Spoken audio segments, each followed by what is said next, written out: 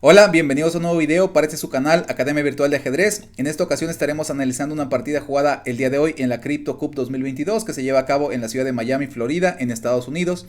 La partida fue la jugada entre el noruego, campeón del mundo, Magnus Carlsen, y la superestrella vietnamita Le Quang Liem. La partida es bastante interesante, sobre todo porque el campeón del mundo la desequilibra desde una etapa muy temprana en la partida, es decir, cambia piezas heterogéneas. Aquí la jugada que realiza el campeón del mundo es caballo F3, que es una jugada bastante flexible porque permite un sinnúmero de aperturas surgiendo de ella. Las negras tienen un montón de respuestas, pueden jugar C5 intentando transponer quizá una siciliana, pueden jugar D5, pueden jugar D6, pueden jugar E6, caballo F6, G6, casi cualquier jugada lógica es posible en esta posición. Ahora, después de caballo F3, las negras respondieron idénticamente con caballo F6, una apertura más o menos simétrica.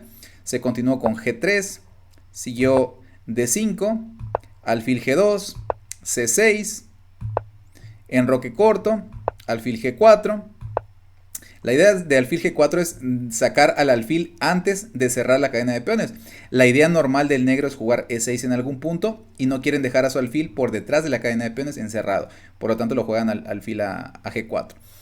Siguió H3, alfil H5, C4, metiendo presión directamente al centro del negro. No es que le estemos ganando nada de momento, pero tenemos que iniciar con algo. Además, esta jugada presiona el centro, o sea, controlar una casilla central que sabemos que estratégicamente es importante, y además da salida a la dama para venir a cualquier casilla de esta diagonal si fuera necesario.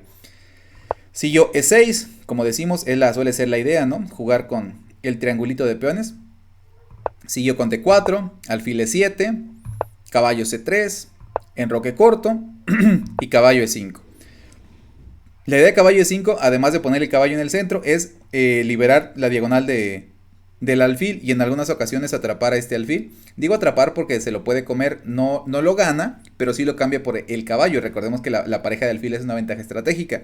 Entonces quizá G4 y cuando el alfil escape a G6, pues simplemente lo capturamos y tenemos pareja de alfiles. Es una pequeña ventaja, tampoco es una gran ventaja que me va a hacer ganar rápidamente la partida, pero digamos que el blanco disfrutaría de una partida más cómoda. Y es por eso que el negro juega caballo de F a D7, ¿vale?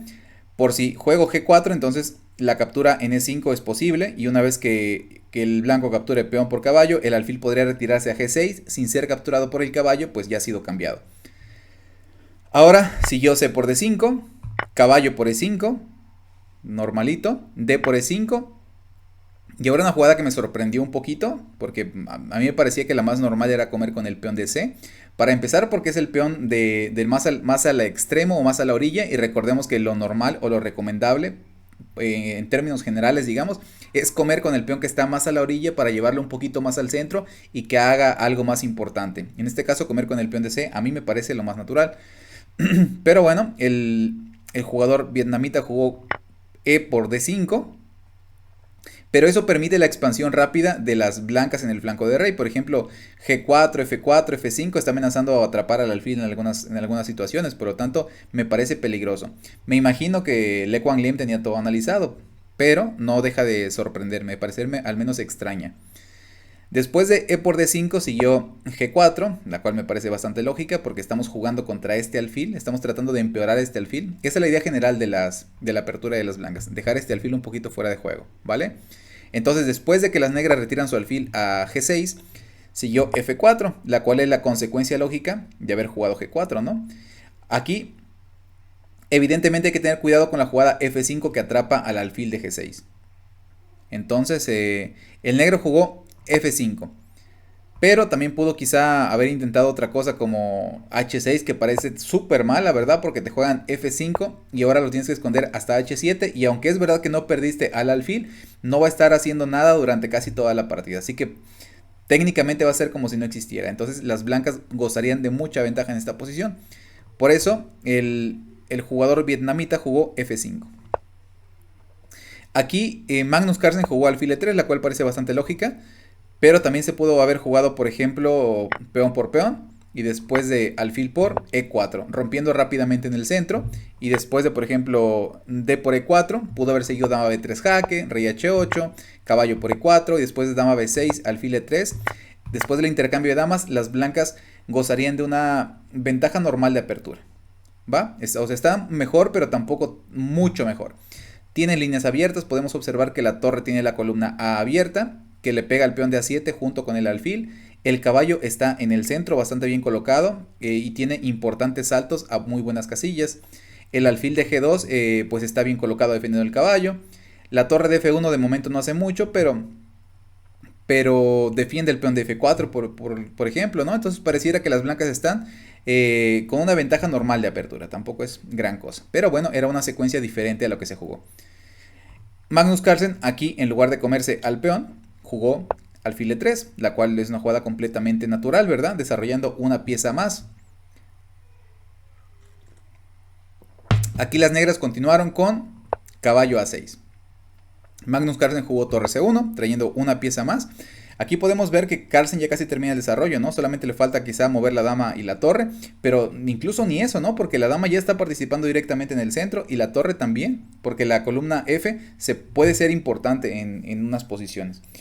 Por lo tanto, pareciera que ya terminó su desarrollo o está muy pronto a hacerlo. Siguió rey H8 y ahora caballo por D5. Esta jugada es a la que me refería yo cuando decía que Carlsen jugó de manera muy creativa y además desequilibró la partida. Lo que pasa es que lo normal en el ajedrez es que se intercambien piezas similares, por ejemplo un alfil por otro alfil, o un alfil por un caballo, una torre por otra torre, ¿vale? O sea, piezas homogéneas, digamos. Pero aquí Carlsen lo que hace es cambiar piezas heterogéneas, o sea, cambia un caballo, perdón, por dos peones, lo cual ya es de por sí, parece una posición desventajosa, pero el peón de B7 queda colgando, entonces al menos se llevaría 3 peones por el caballo sacrificado, lo cual si contamos solamente los puntos pues es equivalente, pero la continuación de la partida llevó a una secuencia todavía más extraña y más desequilibrada, ya que después de caballo por D5 siguió C por D5, dama por D5 y aquí como digo estamos recuperando este peón. Si viene y lo defiende por ejemplo con torre B8 entonces nos comemos el otro peón, ¿vale? Entonces vamos a llevarnos como les digo al menos 3 peones por la pieza sacrificada, lo cual es bastante interesante. Pero aquí el jugador vietnamita jugó B6, lo cual parece ser un grave error, ¿vale? Que el campeón del mundo por supuesto no desaprovecha. La mejor jugada según el módulo Stockfish 14, que recordemos que es el módulo más fuerte del mundo, la mejor jugada era dama por D5 en lugar de B6. A lo que pudo haber continuado por ejemplo alfil por D5, torre de A a B8 defendiendo al peón de B7, A3, ahora fíjense qué interesante estrategia. A3 es con la intención de dejar al caballo completamente fuera de juego. Pueden observar que no tiene ninguna casilla para mover. En B8 está su torre. En C7 está la torre blanca. En C5 no puede porque está el alfil y la torre de C1. Y tampoco tiene B4 porque está el peón de A3. Entonces el caballo está completamente fuera de juego. Y de paso el alfil también porque tampoco tiene grandes casillas, ¿no? Tiene casillas bastante inútiles. Por ejemplo, puede ir a D8 y a H4. Fuera de esas todas están controladas. Entonces parece que la estrategia del blanco es dejar pasivas a las piezas negras.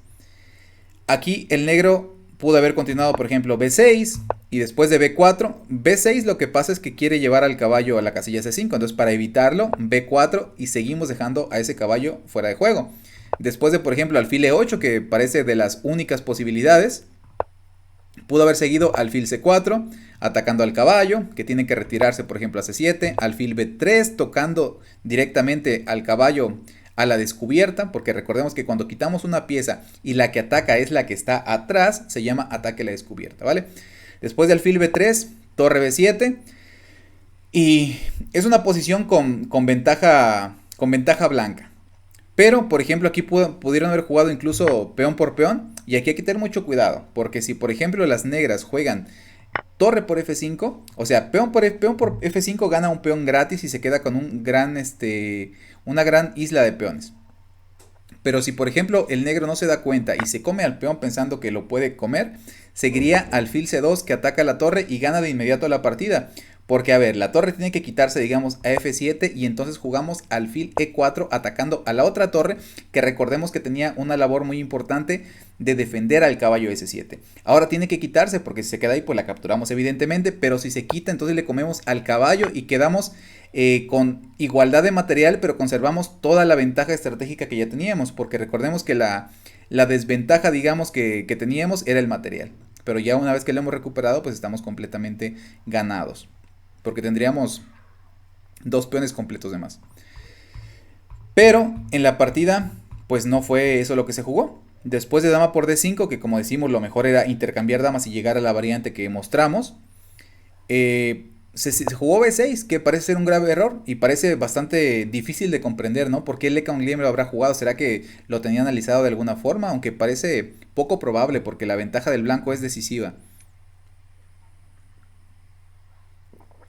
¿Por qué es decisiva? Porque permite que le ganemos calidad ahora en A8, ¿vale? Estamos atacando la torre de A8 con la dama, pero también con el alfil. Recordemos que cuando esto sucede, que una dama y un alfil están en la misma diagonal atacando algo, se dice que se llama batería, ¿vale? Entonces las blancas tienen una batería sobre la torre de A8, a la que por supuesto capturaron. Dama por A8, como les decimos, ganando calidad. Dama por A8, alfil por A8 y torre por A8. Y ahora el déficit de material es bastante heterogéneo porque tenemos dos torres y un alfil contra una torre, dos alfiles y un caballo. Si sacamos la diferencia de material tendríamos una torre y dos peones a cambio de alfil y caballo. O sea, el blanco va ganando por un puntito, digamos, pero la verdad es que cuando las piezas son tan diferentes, los puntitos pasan a un segundo plano, ¿vale? Depende mucho de la situación específica de las piezas que restan en el tablero, ¿vale? Entonces aquí se vuelve muy importante qué tan útiles son las piezas que sobran.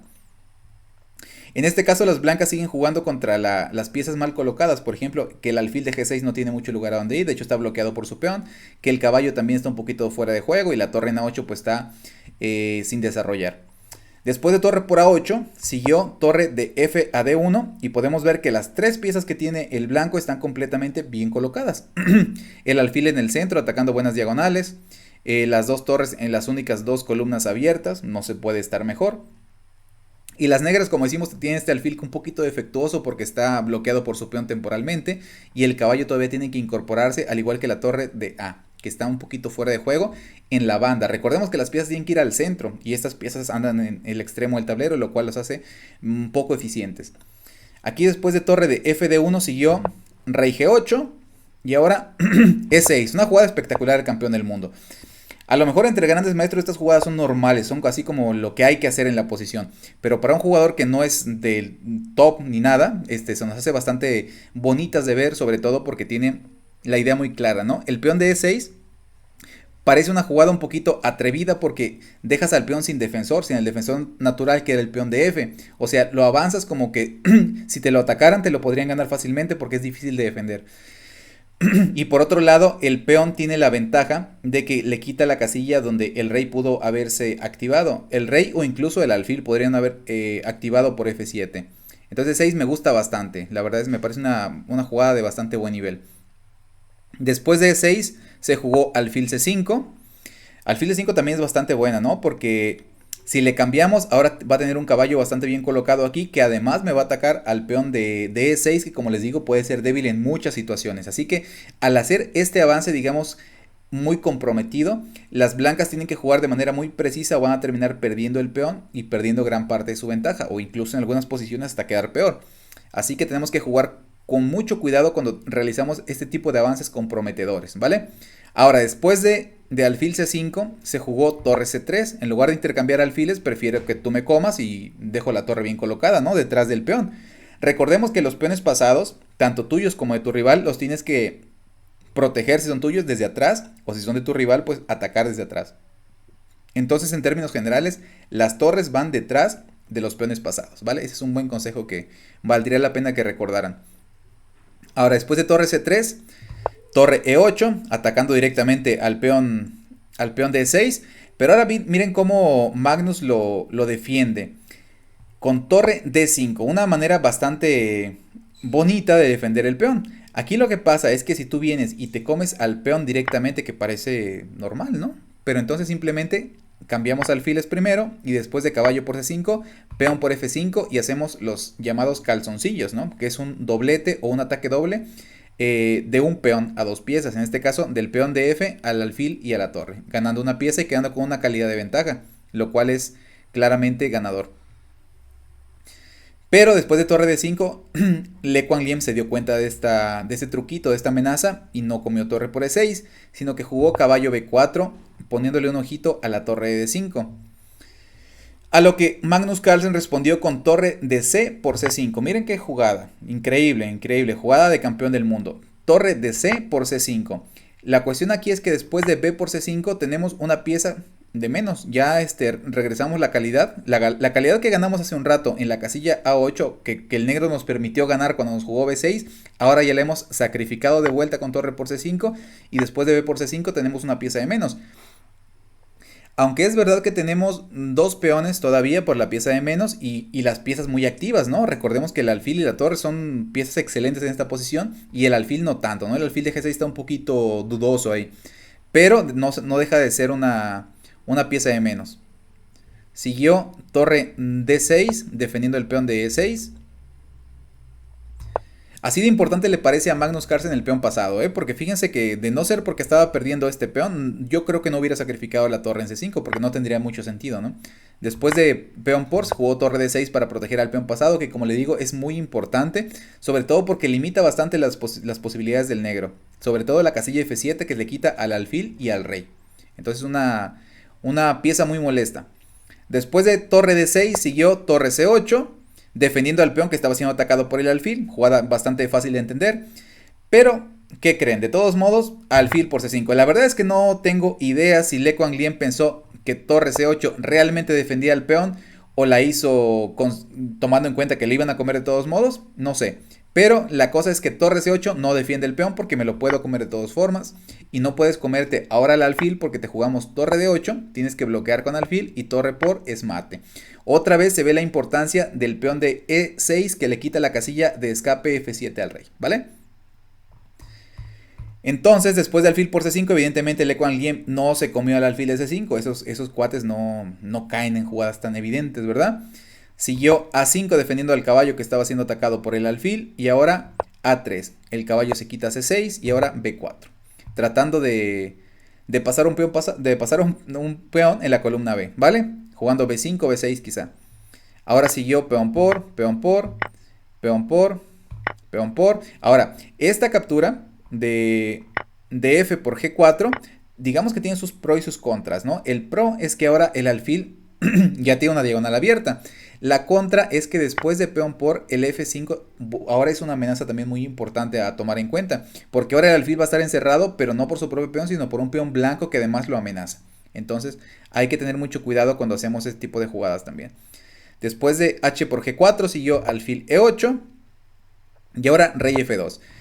Nunca me voy a cansar de repetirles que en el final de partida el rey es una pieza más que tiene que salir a participar, ¿vale? Ayudar a sus propias piezas. Y en este caso no es la excepción, así que Magnus Carlsen, obviamente conocedor de este principio fundamental del ajedrez, saca a su rey a participar con rey F2. A lo que Le Quang Lien responde con torre B8, muy interesante, atacando simplemente al peón con dos piezas y yo solamente lo defiendo con una y no lo puedo defender con otra porque si traigo mi torre a D4 pues se la come el caballo, entonces no puedo jugar eso, por lo tanto el peón está perdido. Magnus Carlsen siguió jugando con F5. Aquí es interesante, muy interesante notar que a pesar de que tenemos una pieza de menos, el módulo dice que la posición está completamente igualada. Vaya a saber qué variantes está considerando el módulo, pero la posición para un humano no está para nada igualada, ¿no? El blanco tiene los peones bastante bien colocados que es muy difícil para el blanco encontrar un plan. Obviamente aquí el plan es comerse el peón, pero fuera de eso es difícil encontrar qué jugar. Siguió caballo por B4 y después G5. Aquí la idea es F6, o sea, después de G5 la idea es jugar F6 y tener dos peones pasados, amenazando por ejemplo F7 en algunas posiciones, ¿no? Cuando menos recuperando la pieza. Y aquí la mejor jugada es simplemente regresar mi caballito, ¿vale? Esa era la mejor posibilidad para Le Quang Lien en esta posición, pero aquí posiblemente por los apuros de tiempo, que aquí Le Quang Lien le quedaba menos de un minuto en el reloj, posiblemente debido a eso Le Quang Lien se equivoca y juega torre B5. Que podría parecer una jugada normal porque ataca al alfil, ¿verdad? Y si el alfil se quita me están comiendo al peón de F5, puede parecer completamente normal. Pero el problema de jugar la torre a B5 es que deja indefensa la octava línea, que como ya hemos visto en muchos otros videos es un tema táctico que se puede castigar y en este caso Magnus Carlsen no lo desperdicia. Juega simplemente torre D8 Y Le Quan Liem tuvo que abandonar debido a que el mate ahora es inevitable. Increíble, ¿verdad? Simplemente un error, un grave error podríamos decir, le costó completamente el punto entero a Le Quan Liem. Porque ahora no hay forma de evitar el mate, por ejemplo, si se intenta hacer un huequito con H6, pues la verdad es que no es un huequito porque de todos modos le hago torre por alfil. El rey recordemos que no tiene F7 porque el peón está en E6, tendría que ir a H7, pero entonces G6 le da mate. El otro huequito que es el peón de G, pues tampoco sirve porque igual comemos al alfil y después de rey G7, F6 también le daría jaque mate. Así que evidentemente Le Quan Liem se percató de que no puede evitar el mate, puede retrasarlo con algunas jugadas dando jaque con el caballo y regalando algunas piezas, pero el mate al final de cuentas va a ser como lo mencionamos, ¿no? Después de torre de 8, el mate no se puede prolongar por demasiadas jugadas, así que Le Quan Liem decidió abandonar la partida. Una partida bastante bonita, bastante instructiva, sobre todo por, como les digo, por la creatividad del campeón del mundo de intercambiar material heterogéneo, ¿no? Intercambió un caballo por 2 peones, pero por bastante iniciativa además. Entonces espero que la partida haya sido de su agrado, espero que la hayan disfrutado y sobre todo que les haya servido un poquito para analizar también las ideas detrás de las partidas de sus jugadores. No olviden darle like al video amigos, compartirlo, suscribirse y activar la campanita. Los veo a la próxima.